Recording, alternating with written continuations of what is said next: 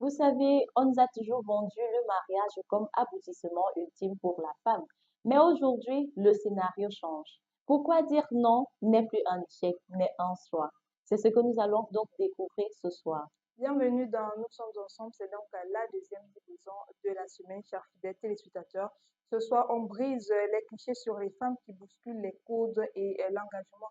Autrement dit, ces femmes qui refusent les demandes en mariage. Dernièrement, on a eu avec le buzz sur les réseaux sociaux, avec la petite albinos Léa, qui s'est, on va dire, elle a eu beaucoup de vagues de haine et on va parler sur ce plateau. Mais en attendant, on va d'abord danser, on va unir nos forces avec cette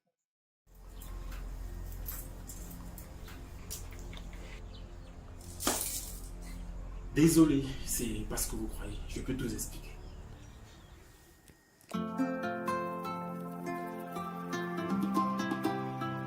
Baby,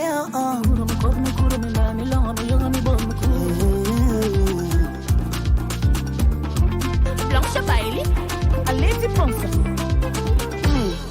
On dit que l'union fait la force. Toi et moi, c'est ton pied, mon pied. Mais je frappe à la porte. Tu veux pas te lever. Baby, c'est là, là, là. Fais-moi ça là.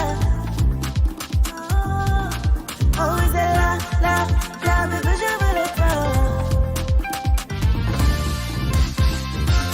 Avec toi, je connais pas comment.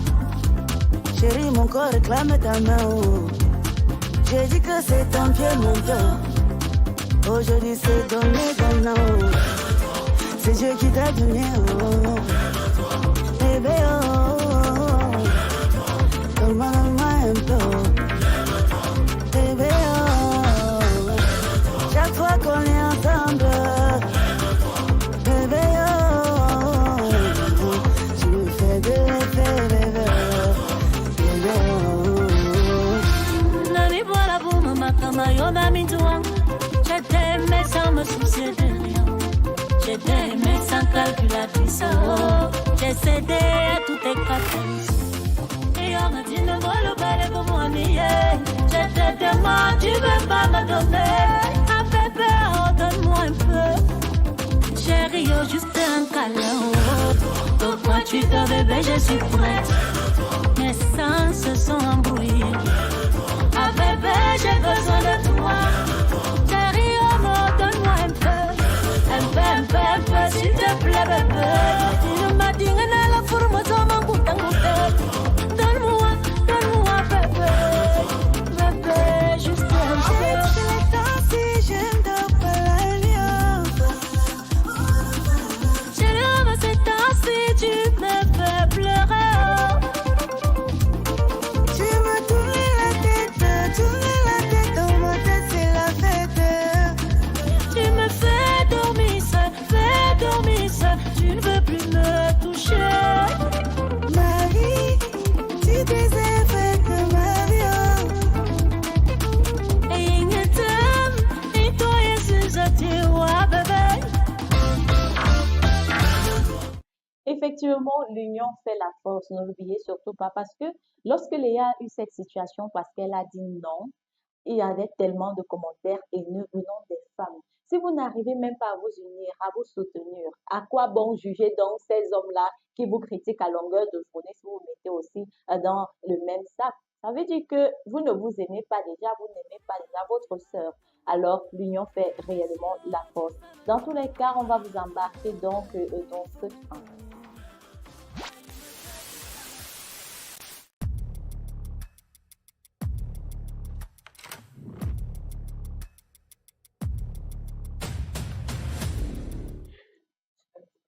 Tout d'abord, parlons d'abord de l'usage de l'indépendance. Vous savez, aujourd'hui, les femmes sont financièrement stables. Avant, la majorité se bousculait pour entrer dans les foyers parce qu'elles n'avaient pas assez de moyens financiers. Voilà, elles comptaient sur l'homme, c'est l'homme qui doit tout faire. Aujourd'hui, les femmes sont un peu indépendantes, elles sont déjà se battre pour gagner un peu d'argent. Et voilà, le mariage n'est plus fort en soi finalement. Oui, je pense qu'on va parler de l'évolution sociologique.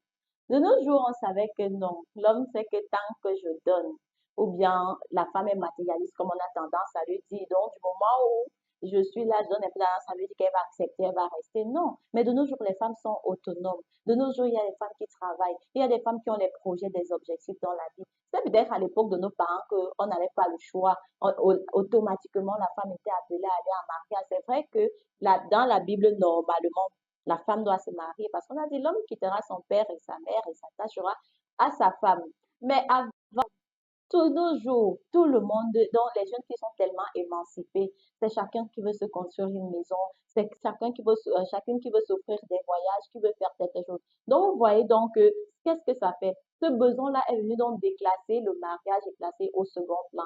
Donc, généralement, c'est quoi quand je vois souvent dire, on juge quelqu'un, que comme on a jugé Léa là, que non, elle a refusé d'accepter la demande en mariage pour un problème de 50 000 francs. Mais moi, je me demande, est-ce que vous vous êtes demandé pourquoi, dans quel contexte est-ce qu'elle a parlé de 50 000 francs? Parce qu'on ne va pas se mentir. Le mariage, c'est un engagement pour la vie. Ceci dit, si je suis prête à me marier, je dois le faire. Et moi, je me dis encore, si elle a évoqué 50 000, parce que si j'ai bonne mémoire, elle avait dit, je t'ai posé un problème de 50 000 francs, mais tu ne l'as pas résolu. Alors, tu as pris l'argent ou pour organiser tout ça, pour me faire une demande à mariage surprise. Mais là, moi, je dirais vraiment pas que c'est l'argent qui fait défaut, mais parce qu'elle ne regarde pas la situation actuelle. Mais à long terme, le mariage, ce n'est pas qu'on va se marier, on va dormir à longueur de journée, on va avoir des rapports sexuels et tout. Non, il y a bon nombre de choses qui entrent en jeu. Et maintenant, cette façon de demander même la main d'une personne, c'est une décision qui se prend à deux. C'est quelque chose que vous asseyez d'abord, vous essayez d'en parler, tu dois essayer de comprendre si réellement cette personne veut aussi se marier avec toi. Parce que ce n'est pas parce qu'elle a dit non qu'elle n'aimait pas forcément le gars. La preuve, ils sont toujours ensemble actuellement. Je ne sais pas si c'était le buzz, mais vraiment, il faut revoir votre façon de juger les gens. Surtout que le mariage, c'est pas un jeu, hein. Ce n'est pas, comme on dit souvent, l'amour seul ne suffit pas. Donc, si vous avez votre partenaire là qui remplit, il y a des critères vraiment primordiaux. Si vous voyez un homme, par exemple, qui est violent, peut-être qu'il peut bien vous aimer, mais il est, par exemple, violent. Est-ce que cette femme-là se voit construire toute sa vie, parce qu'on parle quand même de toute une vie, avec un même homme? Donc, c'est aussi ça qu'il faut regarder. Par exemple, la petite Léa, là, lorsqu'on était en train de critiquer sur les réseaux sociaux, la majorité s'attardait sur sa couleur de peau, et le fait qu'elle est albino, c'était déjà une vague de haine. Alors que tout le monde a le droit de dire non, hein. C'est un être humain, donc elle peut décider avec qui cheminer dans sa vie. Elle a le droit de choisir avec qui rester. Et moi, je me pose réellement une question. Est-ce que vous pensez que c'est 50 000 le problème? Qu'est-ce qui vous dit que Léa, là, elle n'est pas indépendante? Parce que de nos jours, c'est tout le monde qui cherche à être indépendant de soi-même, que ce soit, tu ne vas pas toujours compter sur les gens, il faut bien que tu te positionnes quelque part. Et toi, en tant que femme, si tu ne veux pas qu'on salisse toujours ton image ou on te crée tout te matériel, évidemment, tu vas chercher à avoir ton propre argent. D'ici, je me rappelle, si j'ai bonne mémoire, elle a affirmé dans une vidéo que déjà le gars n'a jamais rien fait pour lui. Et vous-même, vous jugez une personne sur la base de son temps, de sa tante, vraiment, ça n'a pas de place. Vous avez bien vu la Léa en question, sa peau est propre. Et vous savez qu'en tant qu'albinos, ce n'est même pas facile de voir une albinos avec une peau aussi propre, sans tache ni rien. Est-ce que le gars pouvait être à mesure de prendre soin d'elle? Donc, moi, je pense qu'elle est d'abord indépendante. C'est pourquoi elle ne se donne pas cette pression aussi pour le mariage. Dans tous les cas, nous avons un témoignage de Clarisse, 35 ans, directrice marketing. Elle a refusé une demande en mariage après 5 années de relation. 5 années. On va probablement se poser la question de savoir est-ce que la go n'aimait pas le gars ou alors qu'est-ce qui s'est passé. Nous, on ne connaît pas les raisons. Clarisse nous fait comprendre que le mariage était pour elle une perte de liberté, d'action et de pression sociale plutôt qu'un moteur de bonheur. Parce que il faut avouer que le mariage est plutôt un frein pour beaucoup de femmes, hein. Elles se retrouvent dans des foyers, elles deviennent de plus en plus fermées, elles sont sombres, elles ne sont plus sociables. Vous voyez, il y a des couples, il y a des hommes qui étaient les milliards de leurs femmes. Vous allez voir, au lieu d'encourager cette femme, de soutenir sa femme, non, il sera toujours en train de la rabaisser, dénigrer. Il y a des femmes qui sont assez, on va dire ça, assez aisées. Elles vont dire que non, je ne peux pas vivre dans un foyer, dans ce type de foyer, dans ce type de relation. Donc, elle est libre de choisir si elle va accepter la demande ou pas. Il faut donc dire que le choix de Clarisse n'est pas un refus de l'autre, mais l'acceptation d'elle-même, effectivement. Vous savez que quand vous êtes marié, vous n'avez plus de liberté. Parce que certains hommes, autant pour moi, sont tellement possessifs. Comme on dit souvent que la place de la femme, c'est la cuisine. Dès que tu es dans un foyer, tu vas même dire que je vais aller rendre visite à maman. On va te dire que non, tu vas où? Tu vas même vouloir porter le pantalon. On va te dire que tu portes le pantalon dans la maison de qui tu ne sors pas le pantalon. Tu me mets le cabas avant de sortir. Est-ce que se marier fait donc de toi une vieille femme? Tu dois plus t'entretenir. Tu vas pas rendre visite à ta famille ou quoi que ce soit. Tu as même un petit voyage. Tu veux te détendre avec tes amis. Tu n'as pas possibilité parce que non. Monsieur va dire que, mais madame, tu bouges pas. Donc, en quelque sorte, c'est aussi un frein donc à cette liberté-là. Parce que moi, je me dis toujours que dans une relation, il faut beaucoup communiquer, il faut donner à chacun sa place. C'est pas parce que je suis ta femme que tu vas faire de moi une prisonnière. Moi, je ne serais pas du tout d'accord avec cela.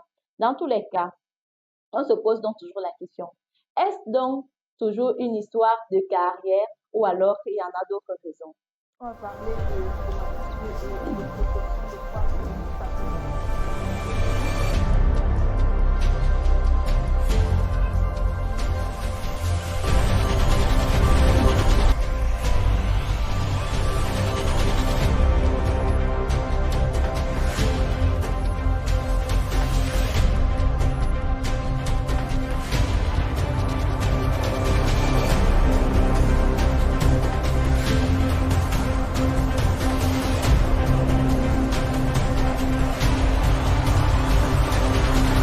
Campus TV, nous sommes ensemble.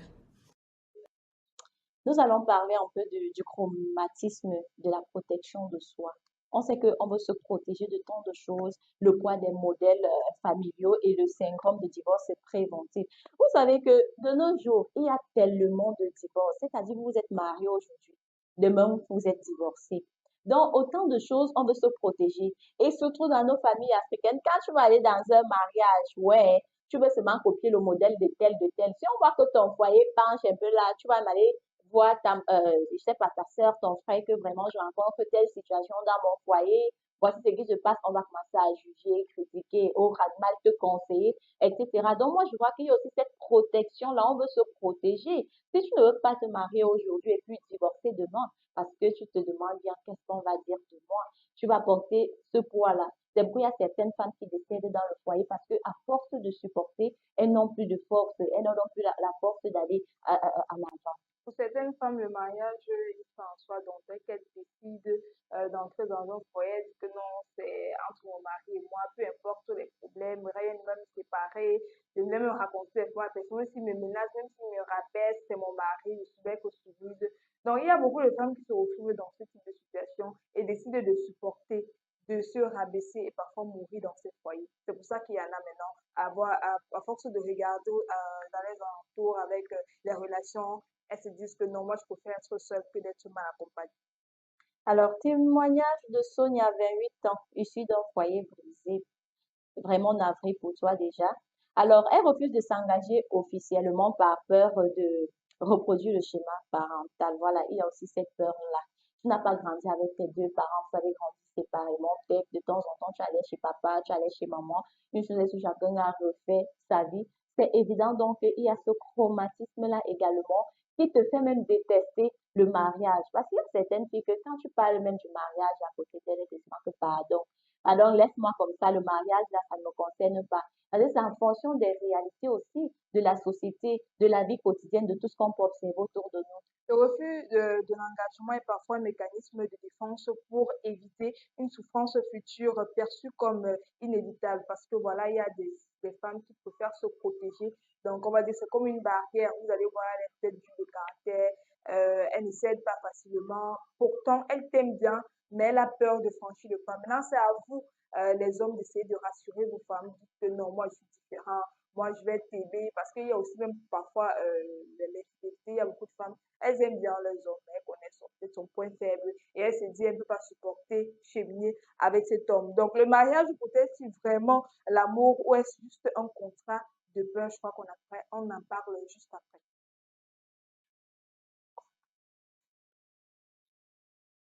Quoi encore? C'est la troisième partie.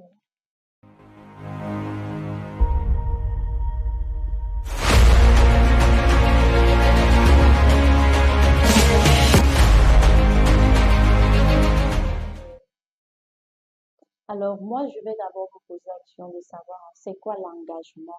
Parce qu'il ne suffit pas, comme je disais tantôt, il ne suffit pas de se lever un bon matin et puis dire que bon, je vais me marier. Non. Le mariage, c'est un engagement, comme je disais tantôt. Il faut penser à long terme.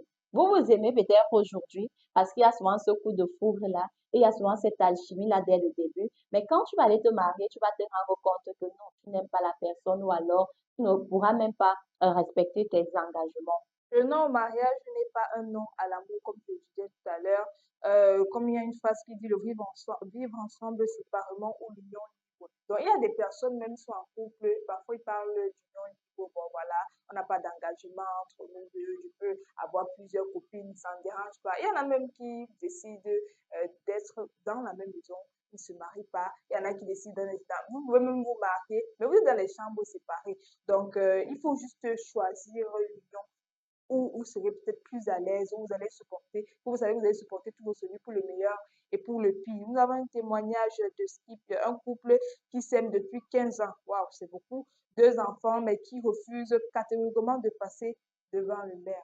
On se demande bien pourquoi, parce que voilà, vous êtes ensemble avec des enfants, mais vous ne voulez pas légaliser votre union. C'est compliqué, hein?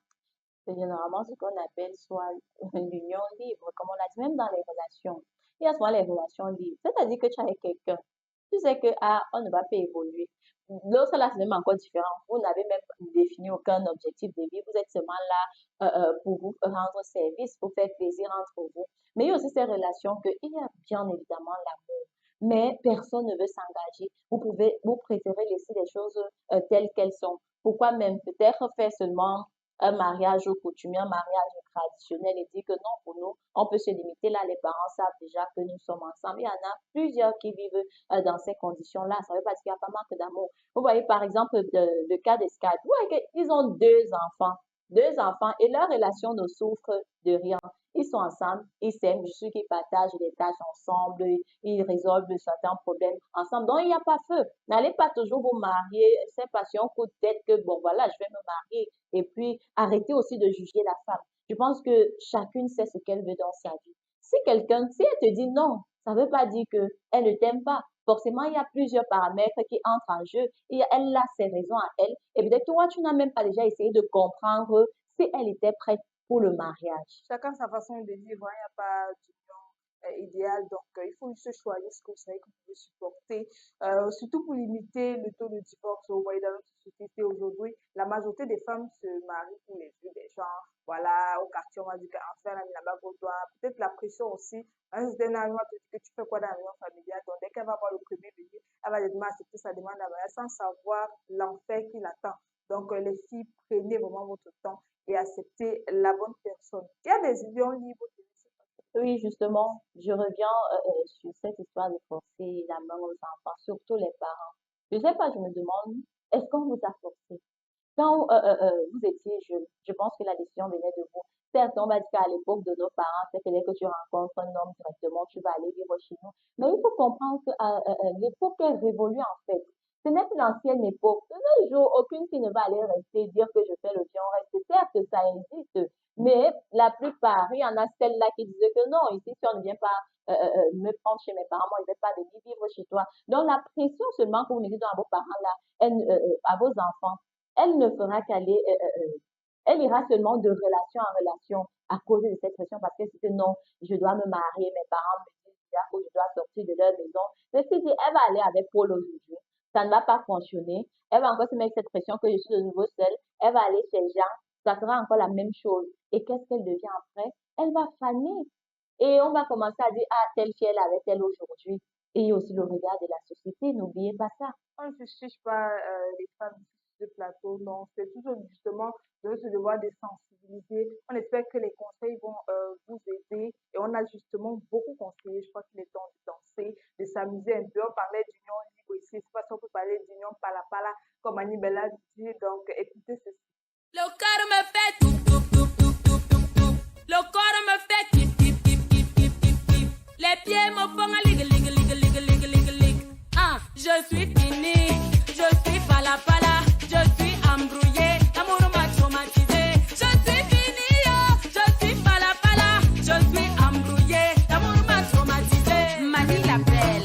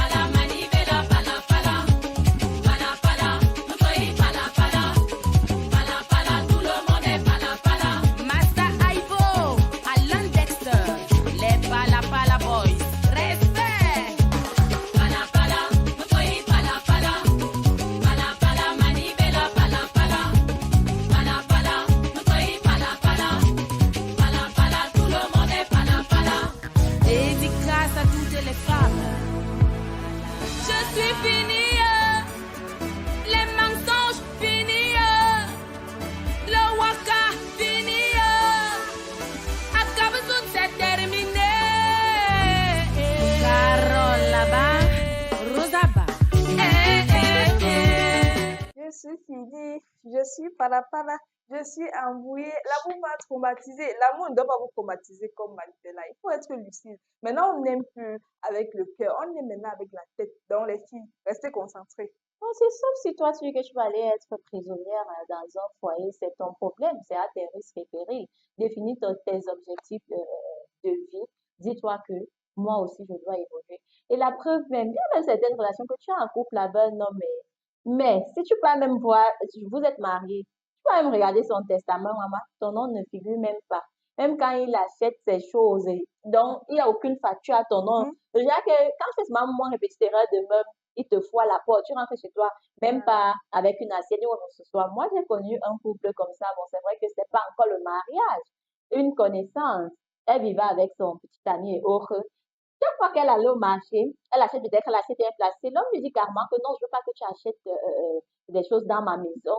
Attends un peu, quand toi-même on te dit ça, ça veut dire déjà que le gars vraiment il ne te considère pas, oui, il ne t'aime pas. Ou alors c'est juste pour un but précis. Parce que si aujourd'hui, demain ou après-demain, ça peut, tu iras avec pour acheter tes parents. Au moins, il faut avoir un peu de dignité, cet honneur-là que oui, le mariage est fini.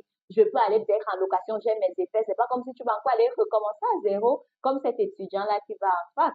Quand même. En somme, refuser l'engagement traditionnel n'est pas une guerre contre les hommes, c'est une quête d'authenticité. Donc, les hommes ne dites pas que non, c'est toujours les féministes qui viennent avec les idées. Non, non, non. Il y a des femmes qui savent ce qu'elles veulent prendre peut-être leur temps, elles ne sont pas prêtes, elles ne vous aiment pas peut-être assez, ou vous n'êtes pas financièrement stable comme le doit être dans la média. Donc, si vous-même vous savez que vous n'êtes pas prêt à assumer certaines charges qui parlent de mariage ou de couple, je vous conseille de rester à votre place. Moi, je veux juste vous faire comprendre que le nom de la femme doit être entendu sans jugement. Arrêtez de juger les choix des autres. Non. Forcément, si quelqu'un a pris une décision ou un choix, la personne sait sur quoi est-ce que elle compte. Donc, arrêtez de juger, respectez nos choix, respectez mon choix. Si je veux pas être en couple, je veux pas me marier. Ah, papa, c'est ma vie. Après tout, ma vie, elle n'est pas en chantier, c'est la mienne. En tout cas, c'était tout pour aujourd'hui dans Nous sommes ensemble. Hein. On espère que les conseils vont vous aider. Ça a édifié beaucoup de jeunes filles parce que c'est vous qui vous trouvez souvent dans certaines situations difficiles. Donc, moi, je vous dis à bientôt, à